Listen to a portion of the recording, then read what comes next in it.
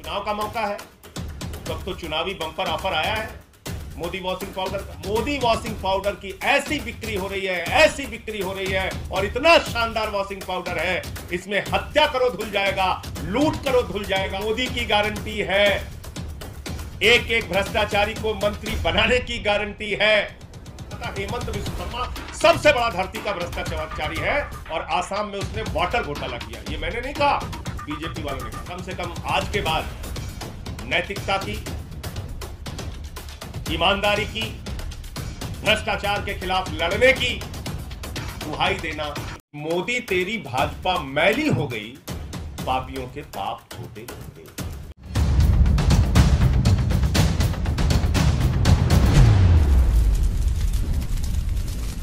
राम तेरी गंगा मैली, और उस फिल्म में गाना था कि राम तेरी गंगा मैली हो गई, पापियों के पाप धोते धोते। और आज वही गाना भारत के प्रधानमंत्री आदरणीय नरेंद्र मोदी जी के ऊपर बिल्कुल फिट बैठता है कि मोदी तेरी भाजपा मैली हो गई, पापियों के पाप धोते धोते। 2014 से जब से आदरणीय नरेंद्र मोदी जी भारत के प्रधानमंत्री बने हैं, इतना पाप धुला, इतना पाप धुला, इतने गुनाह धुले, इतने अत्याचार धुले कि ये लाइन उनके ऊपर बिल्कुल ठीक बैठती है। मोदी तेरी भाजपा मैली हो गई, पापियों के पाप धोते धोते। और किस चीज से पाप धो रहे हैं? ऋण वाले भी परेशान हैं, टाइड वाले भी परेशान हैं, और घड़ी वॉशिंग पाउडर जो है उसका प्रचार भी चुरा लिया मोदी जी ने। घड़ी का प्रचार क्या है? पहले इस्तेमाल करो फिर विश्वास करो। मोदी जी भी यही कह रहे हैं कि पहले इस्तेमाल करो फिर विश्वास करो, और ये वॉशिंग पाउडर है मोदी वॉशिंग पाउडर। और कितने शानदार तरीके से वो मोदी वॉशिंग पाउडर काम कर रहा है, एक एक करके आपको बताऊंगा। एक आसाम में वाटर घोटाला खुला था, और उस वाटर घोटाले की किसी और पार्टी ने नहीं, याद रखिएगा मेरी बात को, भारतीय जनता पार्टी ने वाटर घोटाले की बुकलेट जारी की थी, बाकायदा प्रेस कॉन्फ्रेंस किया था और कहा था हेमंत बिस्व शर्मा सबसे बड़ा धरती का भ्रष्टाचारी है, और आसाम में उसने वाटर घोटाला किया। ये मैंने नहीं कहा, बीजेपी वालों ने कहा। और उसी हेमंत बिस्व शर्मा को, जिसके ऊपर ईडी और सीबीआई की जांच चल रही थी, उसको आसाम का मुख्यमंत्री बना दिया। दूसरा नाम आता है शुभेंदु अधिकारी का। 2017 में इसके ऊपर ईडी सीबीआई की जांच शुरू हुई, और इसको शारदा नारदा स्कैम में घोटालेबाज बताया। किसने? बीजेपी वालों ने, कोई दूसरी पार्टी वालों ने नहीं, बीजेपी वालों ने। और इसको अपनी पार्टी में शामिल कर लिया 2020 के अंदर, और इसको लीडर ऑफ अपोजिशन बंगाल के अंदर बना दिया। तीसरा नाम आता है येदुरप्पा का। येदुरप्पा के ऊपर हजारों करोड़ का माइनिंग घोटाला, रेड्डी ब्रदर्स पे घोटाला, और उस व्यक्ति को कर्नाटक का मुख्यमंत्री बना दिया। चौथा नाम आता है शिवराज सिंह का। उनके ऊपर व्यापम का घोटाला, बच्चों की नौकरी में घपलेबाजी करने का घोटाला, और उनको मध्य प्रदेश का मुख्यमंत्री बना दिया। पांचवा नाम आता है मुकुल राय का। नारदा स्कैम, शारदा स्कैम में इनके ऊपर ईडी सीबीआई की जांच चलती है, भारतीय जनता पार्टी में आते हैं, मोदी वॉशिंग पाउडर से धुले जाते हैं, और सारी जांच खत्म हो जाती है।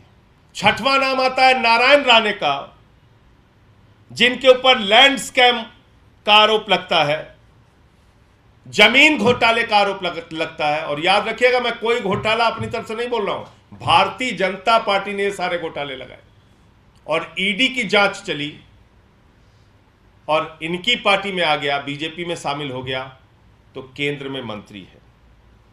सातवां नाम आता है प्रेमा खांडू का। प्रेमा खांडू के ऊपर भी भ्रष्टाचार के मामले में ईडी की जांच चली, सीबीआई की जांच चली और क्रिमिनल कॉन्स्पिरेसी, करप्शन और क्रिमिनल कॉन्स्पिरेसी की जांच चली प्रेमा खांडू पर, और पूरी की पूरी सरकार लेके भारतीय जनता पार्टी में शामिल हो गए। फिर एक नाम आता है जय पंडा का।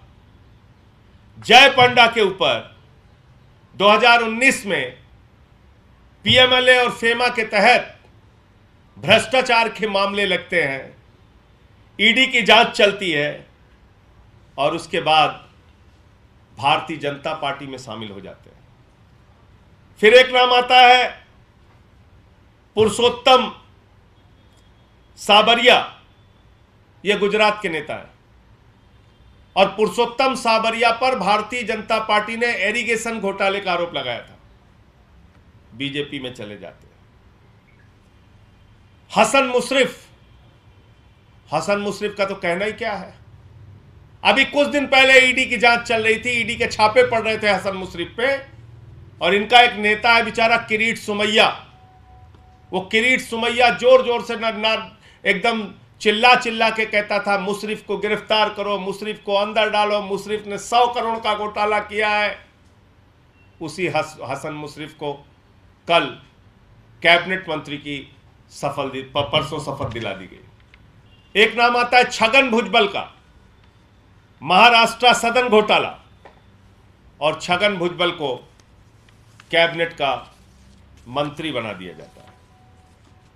एक नाम आता है अजीत पवार का, जो इस समय सबसे चर्चित नाम है, जिसका जिक्र 3 दिन पहले रैली में भोपाल में प्रधानमंत्री जी ने किया, और भारत के प्रधानमंत्री आदरणीय नरेंद्र मोदी जी ने क्या कहा वो आप सभी पत्रकार बंधुओं को जरूर सुनना चाहिए, पूरे देश को सुनना चाहिए, और भारतीय जनता पार्टी की असलियत पूरे देश के सामने आनी जरूरी है। एनसीपी पर भी करीब 70,000 करोड़ रुपए के घोटालों का आरोप है। महाराष्ट्र स्टेट कोऑपरेटिव बैंक घोटाला, महाराष्ट्र सिंचाई घोटाला, अवैध खनन घोटाला, इनकी लिस्ट भी बहुत लंबी है। ये 3 दिन पहले भारत के प्रधानमंत्री ने 70,000 करोड़ का घोटाला पकड़ा था। किसका? अजीत पवार का, एनसीपी नेताओं का। अजीत पवार पर सिंचाई घोटाला, कोऑपरेटिव बैंक घोटाला, तमाम घोटाले का आरोप भारत के प्रधानमंत्री ने लगाया, और उसी व्यक्ति को 3 दिन के बाद महाराष्ट्र के अंदर उप मुख्यमंत्री बनाने का काम किया। एक नाम आता है भावना गावली को शिवसेना ने शिंदे गुट का चीफ विप बना दिया पार्लियामेंट के अंदर। इनके ऊपर भी ईडी की जांच, 5 सम्मन किया था इनको ईडी ने इनको 5 सम्मन किया था, और ये इस समय शिंदे गुट की लोकसभा में चीफ विप है।